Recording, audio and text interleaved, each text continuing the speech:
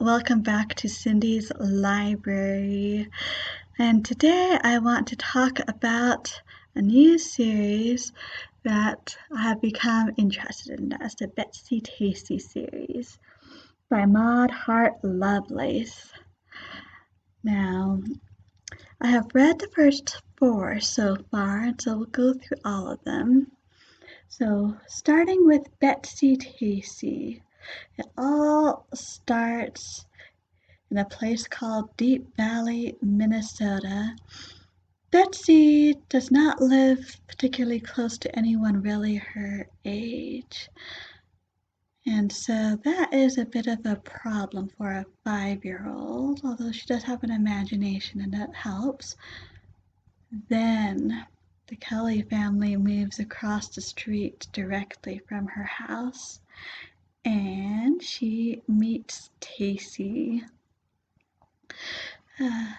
They are definitely contrast. They definitely have distinct personalities, and that is perfect for this series. And the first book, Betsy-Tasy, talks about their adventures as 5- and 6-year-olds. Very charming, but rather slow. And the next one, Betsy-Tasy and Tib, is even slower. It's more a series of episodes than anything joined, although the episodes are again quite charming. So now Betsy and Tasy are joined by another little girl their age, nicknamed Tib, who lives about 1 block over and 2 to the side or something like that. Not too far anyway. And they do everything together, and it is wonderful. Very excellent depiction of childhood.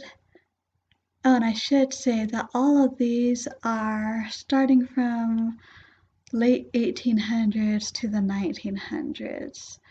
So it probably actually starts about 1900 or thereabouts. And so, slower, simpler way of life in a lot of ways. Very nostalgic. Things start happening though, and Betsy and Tasy go over the big hill. And what happens then? Well, they end up going to Little Syria, where a bunch of Christian Syrian immigrants have settled, and they make friends with the girl there and have some adventures that are related, and also related to being the Queen of Summer, as little girls will do. About this point they are 10, and they were about 7 or 8 in Betsy, Tasy, and Tib. Betsy, Tasy, and Tasy go over the big hill. They are 10. Again, quite charming, and we start seeing more of a narrative. And Betsy and Tasy go downtown.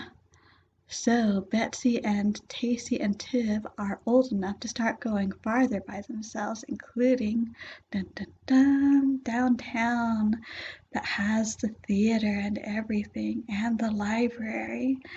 And Betsy gets acquainted with Mrs. Poppy. She and her husband, Mr. Poppy, are some of the wealthiest people in the town. They're involved in everything. They contribute to everything. But Mrs. Poppy has her own secret, and Betsy's mother has her own secret as well. No, not so much a secret, but mystery, I should say. So, very nostalgic, very great look at life around the turn of the 20th century. So I quite enjoyed it. I can highly recommend it if you are looking for a gentle story. And the good news is you can start this a little younger than you might think, because kind of like Harry Potter, the books will grow up with you. The first two books weren't very complex. Now we're starting to get more complex stories. Next book is Heavens to Betsy. I believe that is Betsy's first year of high school. Dun dun dun. So quite interesting. Very enjoyable so far. I'm looking forward to reading the rest of the series. I was going to read Anne of Green Gables, and I still am, but this has obviously distracted me, and that is okay because I have been enjoying it.